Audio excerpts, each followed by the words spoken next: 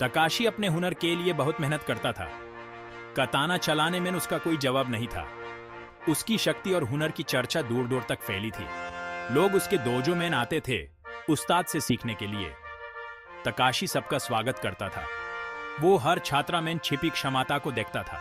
धैर्य और अनुशासन के साथ वो उनके हुनर को निखारता था। वो उन्हें बुशिदो का पाठ पढ़ाता था। वो डोजो उम्मीद की किरण बन गया। ये सीखने और बढ़ने की जगह थी। एक गुरु के रूप में तकाशी की प्रतिष्ठा बढ़ती गई, साथ ही साथ उसके छात्रों की भी। उसका डोजो अब सिर्फ ट्रेनिंग की जगह नहीं था, यह बदलाव की जगह बन चुका था। तकाशी ने देश में फैला हुआ भेदभाव देखा। उसने दुख और संघर्ष देखा। वो जानता था कि उसे कुछ करना होगा।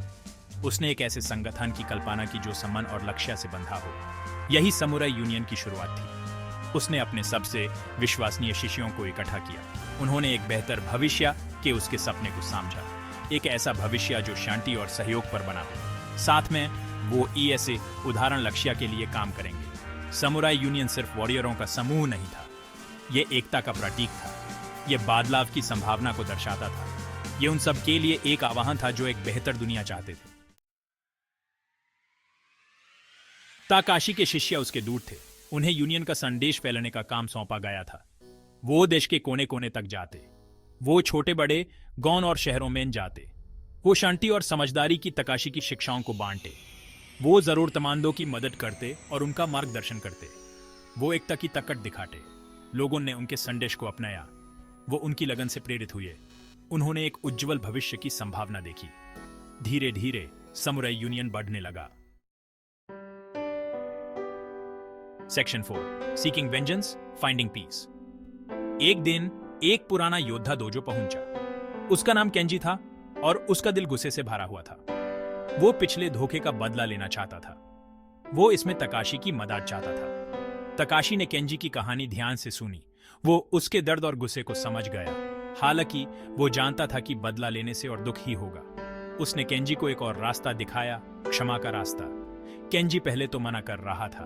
वो अपने गुस्से को छोड़ने के लिए जूझ रहा था, लेकिन तकाशी की बातों ने उस अंदर तक छू लिया। उस क्षमा में नकल नजर आने लगी। उसने शांति के रास्ते पर अपना पहला कदम रखा। Section 5 harmony and understanding. Takeshi और केंजी की कहानी तेजी से फैली। यह एक जबरदस्त मिसाल बनी। बदला लेने से हिंसा का चक्र ही चलता रहता है। क्षमा हालांकि इलाज और शांति का दरवाजा खोलती है। समुराई यूनियन शांति की तलाश करने वालों के लिए एक आश्रय बन गया। हर तरह के लोग इसमें शामिल होने लगे। उन्हें अपने साझे मूल्यों में समानता मिली। उन्होंने अपने मतभेदों को पीसपूर्वक सुलझाना सीखा। यूनियन हार्मनी का एक मॉडल बन गया। इसने समझ और करुणा की शक्ति को दर्शाया। इसने साबित किया कि शांति कोई सपना नहीं था, यह एक प्राप्त करने योग्य वास्तविकता थी। Section 6 a tapestry of culture. Samurai union सिर्फ एक लड़ाकू ग्रुप नहीं था, यह संस्कृति और परंपरा का जश्न था।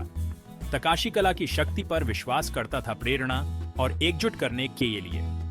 उसने अपने शिष्यों को अपनी प्रतिभा साझा करने के लिए प्रोत्साहित किया। यूनियन ने त्योहारों और प्रदर्शन का आयोजन किया। संगीत, नृत्य और कविता थी। ये कार्यक्रम उनकी साझा विरासत की एक जीवंत अभिव्यक्ति थी। उन्होंने समुदाय और बिलोंगिंग की भावना को बढ़ावा दिया। ये सेलिब्रेशंस सभी के लिए खुले थे। ये विभिन्न कम्युनिटियों के बीच एक पुल बन गए। उन्होंने रूढ़ियों को तोड़ने और समझ को बढ़ावा देने में मदद की। कला के माध्यम से समुराई यूनियन ने एकता और हार्मनी की भावना को बढ़ावा दिया।